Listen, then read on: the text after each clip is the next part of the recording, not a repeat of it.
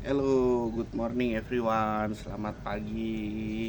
Semoga kawan-kawan dalam keadaan sehat selalu dan selamat beraktivitas. Kembali lagi di konten monolog yang hari ini akan gua sampaikan di chapter ke-27 dan ke-28. Jadi chapter ke-27 ini judulnya permainkan kebutuhan orang lain untuk mempercayai sesuatu hingga menjadikannya pengikut setia. Ini secara garis besar bicara soal mempermainkan psikologi seseorang dia. Jadi dia menjelaskan 5 cara di sini untuk memainkan psikologi seseorang. Jadi ada ceritanya Friedrich Nietzsche pada tahun 1844 sampai 1900. Jadi potongan teksnya, untuk menjadi pendiri sebuah agama baru, seseorang harus secara psikologis mempunyai pengetahuan yang sempurna tentang tipe jiwa rata-rata tertentu yang belum menyadari bahwa mereka saling memiliki. Friedrich Nietzsche. Jadi untuk menguasai lawan atau musuh Anda harus punya siasat untuk menguasai 5 metode inilah. Jadi untuk menjadikannya objek pemujaan, langkah pertama itu pertahankan ketidakjelasan dan pertahankan kesederhanaan.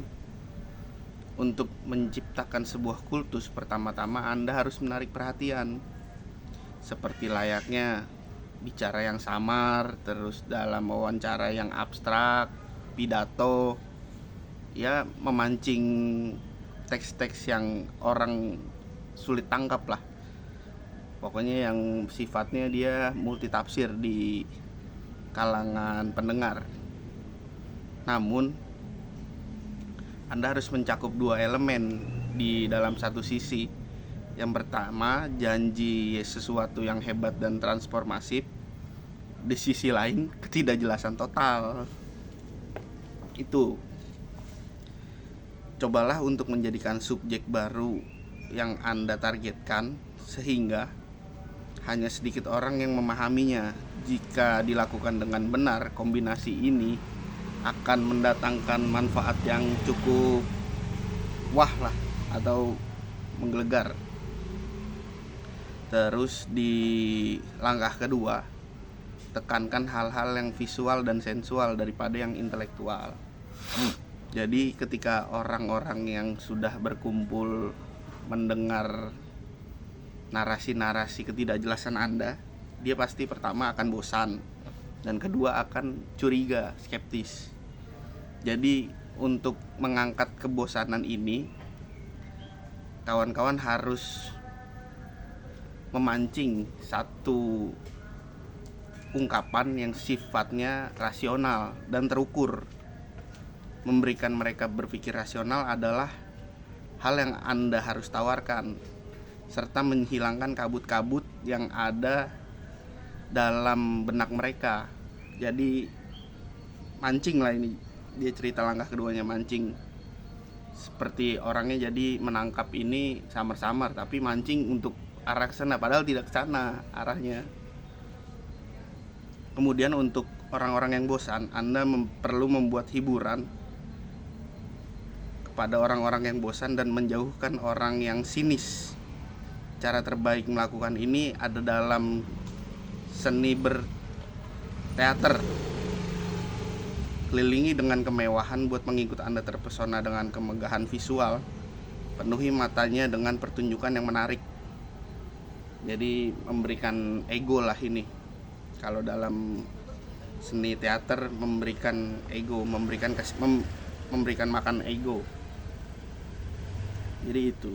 Terus langkah ketiga, pinjam format agama yang terorganisir untuk menstrukturisasi kelompok.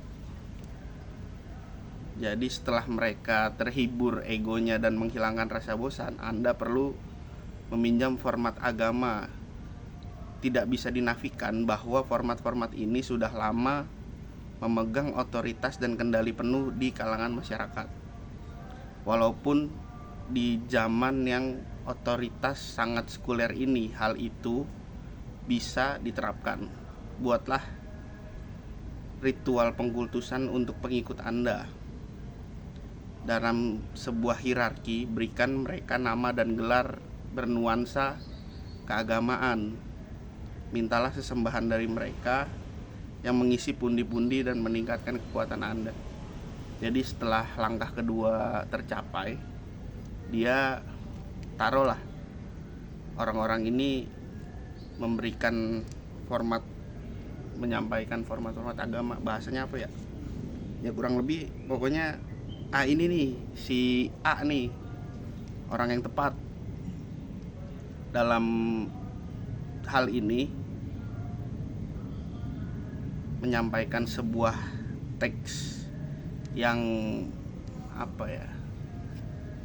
kita percayalah bahwa si A ini sudah cukup mampu. Ya kurang lebih itu. Terus di langkah keempat, samarkan sumber penghasilan Anda. Kita tahu bahwa kelompok-kelompok seperti sistem gereja, pundi-pundi yang mulai terisi untuk mengikuti pengikut Anda. Jadi gini nih, langkah keempat, kelompok yang telah berkembang Anda perlu menyusun dalam seperti bentuk sistem gereja. Pundi-pundi Anda mulai terisi dan mulai memiliki pengikut banyak. Namun Anda tidak boleh terlihat haus akan kekuasaan dan uang yang dihasilkan. Pada saat ini Anda harus menyamarkan penghasilan Anda dengan mengelilingi mereka dengan banyak kemewahan, kemudian memberikan langkah nyata untuk kelompok, sehingga meningkatkan kekayaan dan kekuatan sistem yang Anda bangun setelah mencapai 3 langkah ini.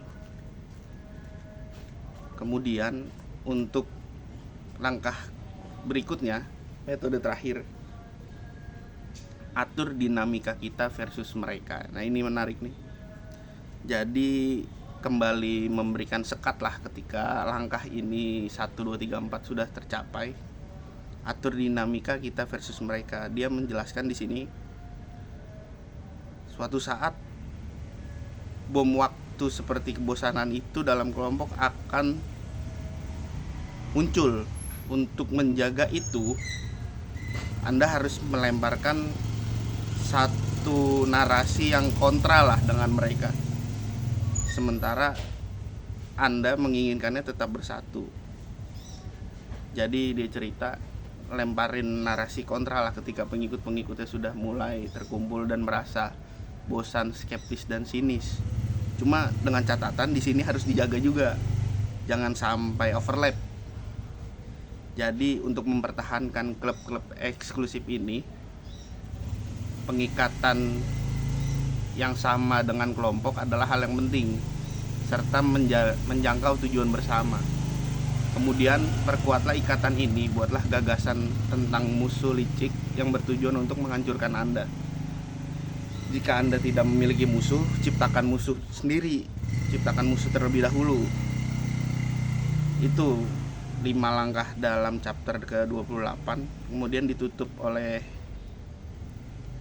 pandangan Niccolo Machiavelli pada tahun 1469 sampai 1527.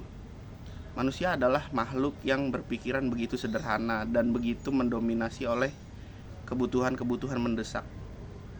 Orang yang suka memperdaya akan selalu menemukan banyak orang yang siap diperdaya. Niccolo Machiavelli. Itu di chapter ke-28.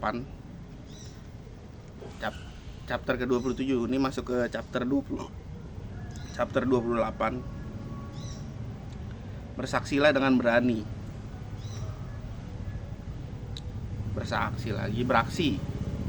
Beraksilah dengan berani.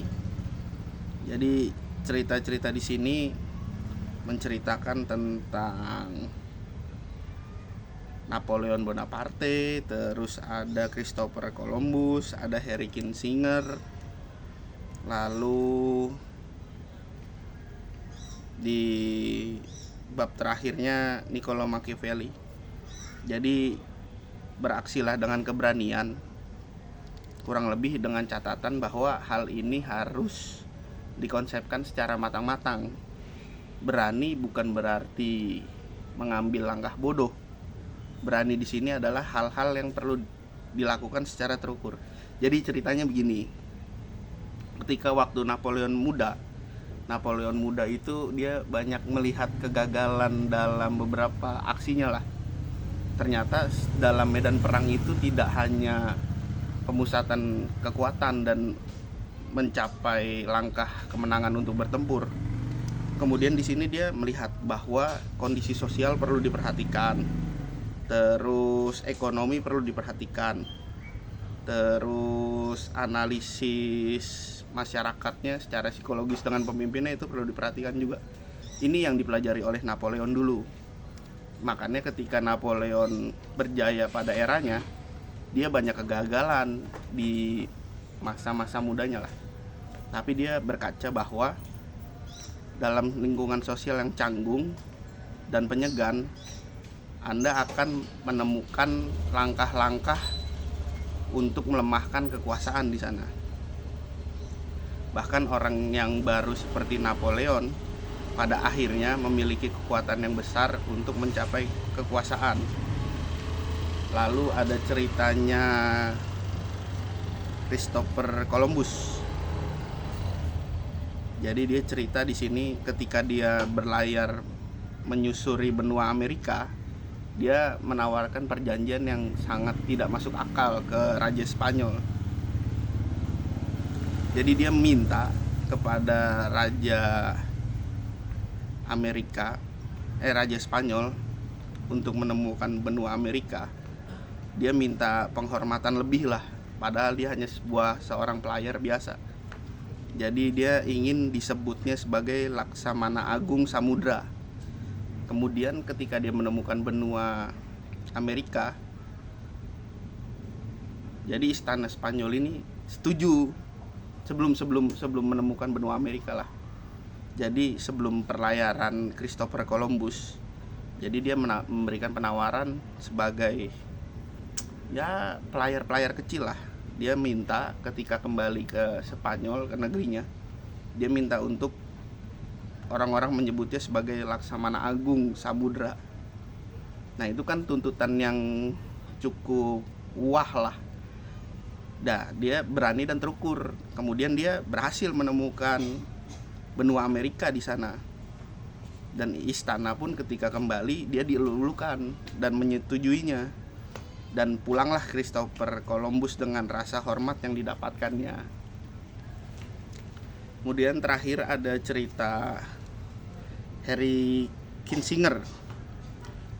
Dia juga tahu bahwa negosiasi adalah bom waktu. Namun ini adalah hal yang tidak bisa dihindari. Tuntutan yang lebih berani akan lebih baik daripada memulai konsensus sedikit demi sedikit yang berusaha menemui pihak lain di tengah-tengah. Tetapkan nilai Anda menjadi tinggi dan setinggi-tingginya sehingga orang melihat bahwa ini permintaannya cukup tinggi juga. Jadi lawan juga mikir-mikir nih, kasih apa enggak ya. Dan akhirnya Henry Kissinger melakukan negosiasi ini dengan terarah dan terukur, sehingga memusatkan kekuatannya melalui negosiasi ini. Namun dengan catatan bahwa yang tadi gue sampaikan, negosiasi ini perlu hal yang jelas. Berani bukan berarti bodoh. Jadi berani di sini menceritakan bahwa hal-hal yang Anda lakukan ini terukur serta teranalisis keberhasilannya bisa sampai sejauh mana. Semua bergantung pada persepsi, dan begitu Anda melihat tipe-tipe orang yang bersikap defensif, kemudian Anda melakukan negosiasi, mereka akan cenderung menolak atau menjauh lah, tidak pasrah menerima. Hal yang ini yang harus Anda atasi dalam aksi berani.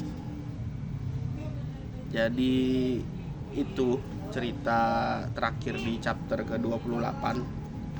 Kemudian di gambarannya, singa tidak pernah membuat celah ketika melakukan perburuan. Gerakannya selalu lincah, rahangnya selalu kuat dan cepat. Rahangnya terlalu cepat dan kuat. Kelinci yang takut-takut akan melakukan apa saja untuk menghindari bahaya. Tetapi karena tergesa-gesa mundur dan melarikan diri, ia kembali masuk ke dalam perangkap, melompat persis ke rahang musuhnya. Jadi terakhir juga ini ditutup sama Niccolo Machiavelli di tahun 1469 sampai 1527.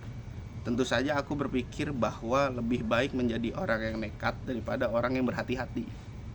Sebab keberuntungan itu mirip dengan seorang perempuan. Jika Anda ingin menguasainya, Anda perlu menaklukkannya dengan kekuatan. Dan dapat terlihat bahwa membiarkan dirinya dikalahkan oleh orang-orang berani daripada orang-orang yang bersikap dingin, itu adalah sesuatu kelemahan. Oleh karena itu, seperti seorang perempuan, dia selalu menjadi sahabat kaum muda, karena mereka kurang berhati-hati, lebih sengit, dan menguasainya lebih berani. Niccolo Machiavelli. Oke, mungkin itu yang bisa gue sampaikan di cerita monolog hari ini. Kurang lebihnya mohon maaf. Selamat beraktivitas dan beraktivitas ini awal waktu lah ya. Selamat beraktivitas di awal pekan. Terima kasih pada teman-teman semua. Kurang lebihnya gue pamit undur diri. Jangan lupa ngeteh. Hari ini ngeteh green tea. Oke, gue pamit undur diri. Nantikan konten-konten monolog berikutnya. Masih ada sekitar ya kurang lebih 20 chapter lah. Thank you semuanya. Gua pamit undur diri. Nun golami wa mayaskurun billahi fisabilil haq fastabikul khairat. Assalamualaikum warahmatullahi wabarakatuh.